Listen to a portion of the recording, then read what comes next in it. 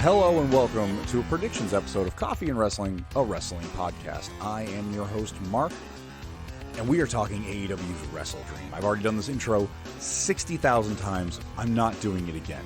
We are going to jump right into it. We have 12 matches on the card, 2 of them being on the 0 hour, 10 of them being on the main card. And we've got, starting off the pay-per-view is a pretty big one. I didn't know about this until this morning. It took me a minute to get caught up with Rampage. We'll be having the acclaimed Anthony Bowens, Max Caster, and Billy Gunn will be defending their AEW World Trios Championship against TMDK, a team consisting of Shane Haste, Michael Nichols, and Bad Dude Tito. I don't know. I'm 99% sure the acclaimed are walking away because they're going to hold their titles. But man, Shane Haste, Mikey Nichols, and Bad Dude Tito, those are some bad dudes. I mean, hell, Bad Dude Tito has the bad dude in his name. Like, there's no joke. They are some bad dudes. And the acclaimed and Billy Gunn are going to walk away hurting. But I think they're going to have that belt around their waist, though. We also have, in another match kind of threw me for a loop, Nick Wayne has challenged Luchasaurus with him and Christian Cage doing all this stuff. And then all of a sudden, basically it's I'm excited for it. I don't know what else to say. I think Nick Wayne finally getting some mic time and some TV time to cut a promo has been great. I think that them investing time into a young star like that is amazing, and they need to do that more. I mean, unfortunately, it maybe have backfired with a certain women's wrestler that we'll talk about on Monday's episode of Coffee and Wrestling. I think Nick Wayne's walking away with this one. I think this is going to be like the dissolving of the big scary Luchasaurus and maybe the rebuilding up of a face Luchasaurus, put him back on the limelight to make a fan favorite. I mean, he is really a fan favorite with a lot of people, and I think they can do a lot with him because he's a big, impressive dude.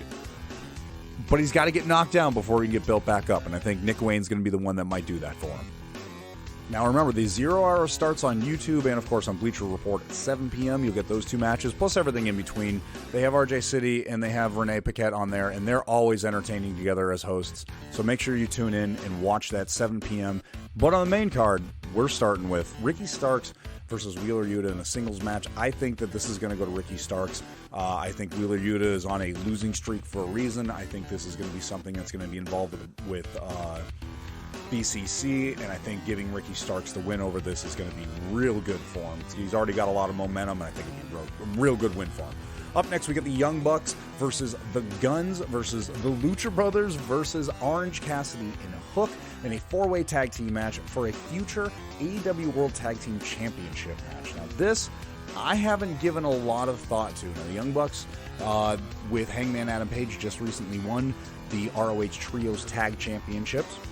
The Guns are obviously on a hot streak with Bullet Club Gold.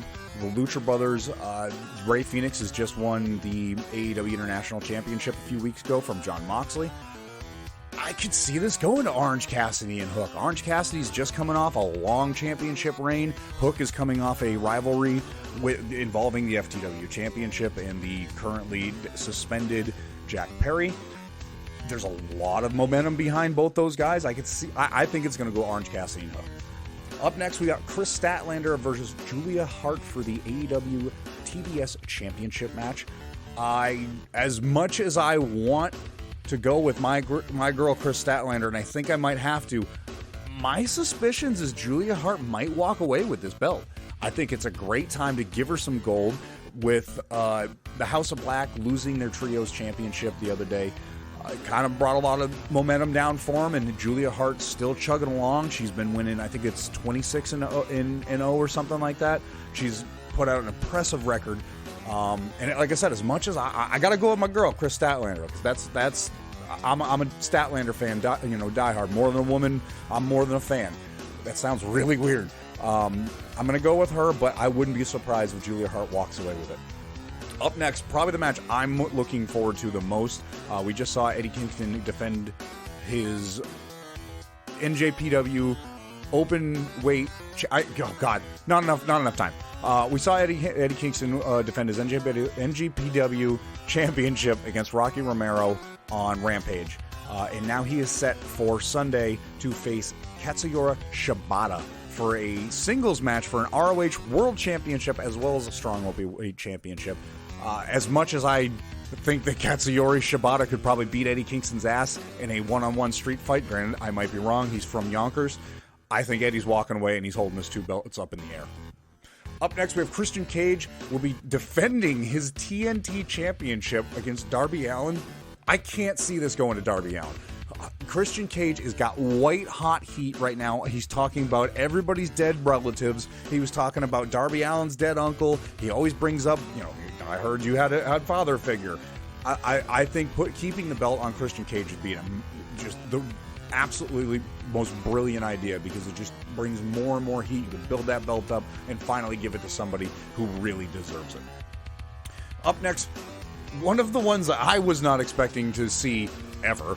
Chris Jericho and the Golden Elite, Kenny Omega and Kota Ibushi, will be taking on the Don Callis family, involving Konosuke Takeshita, Sammy Guevara, and Will Ospreay, with, of course, Don Callis on ringside. I'm torn at this one, because Kenny Omega has been on a losing streak for a good little minute.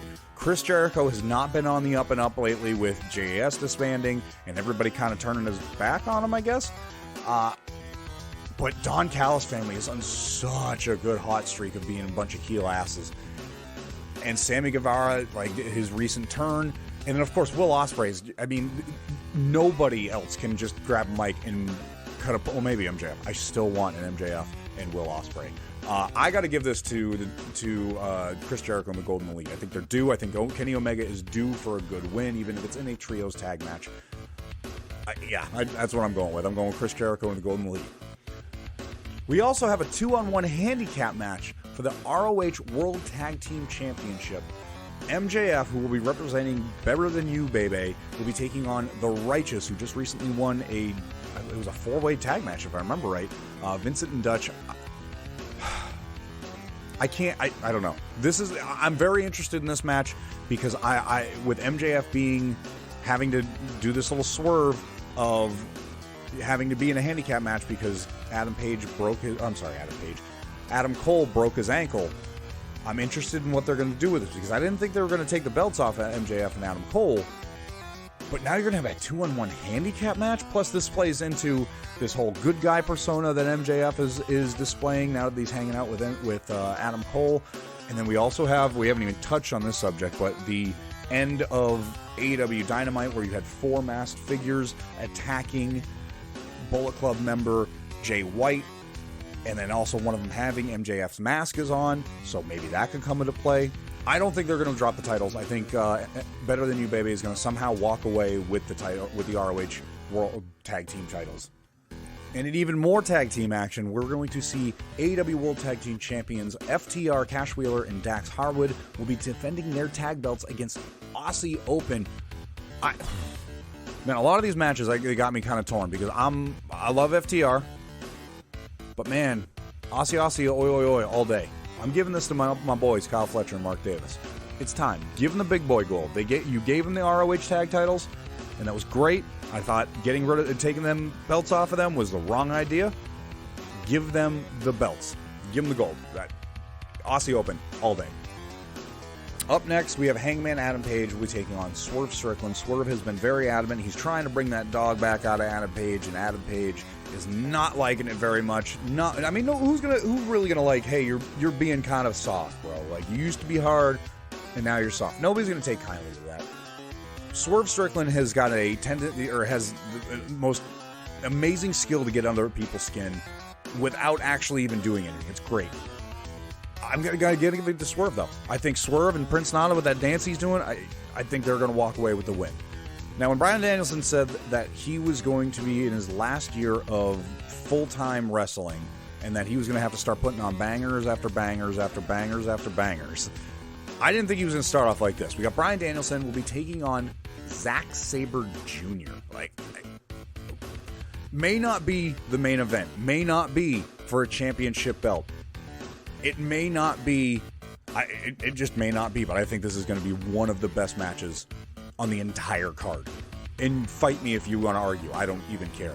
This is going to be one hell of a match between two guys that have proved themselves to be some of the most intensely technical individuals in the ring. I cannot wait to see these two go against each other, and oh my god, I gotta go to Bryan Danielson. Getting the win, I gotta go to Bryan Danielson. I don't think Zack Sabre's got enough under his belt to outdo Bryan Danielson, and that's both from kayfabe and non-kayfabe. I think that man could out-wrestle, out-fight, outbeat anybody on the AEW roster, or honestly anybody's roster for that matter. So that'll do it. Make sure you follow us at CAW Wrestling Pod on Twitter, Instagram, and Facebook. Keep up to date with whenever we put out a new episode. We're going to try to do a little bit more of these prediction episodes like this. Real short, sweet, only a few minutes, so that you can kind of get an insight of what we think is what's going to happen. We have Fastlane next week, and of course we have every Monday we post brand new episodes of Coffee and Wrestling, a wrestling podcast. Make sure you check them out. Follow us at CAW Wrestling Pod. Make sure you use the hashtag CAW Predictions. Let us know what you think is going to happen at AEW WrestleDream. And who knows, maybe you'll beat Jamie or I. I am the world reigning Coffee and Wrestling Predictions champion. You're not going to beat me. Bring it on. I challenge anybody to outdo me. You've heard mine on here. These are up until bell time when the pay-per-view starts. I can make changes, but as of right now, this is what I'm going with. Thank you so much for listening. We will catch you in the next episode.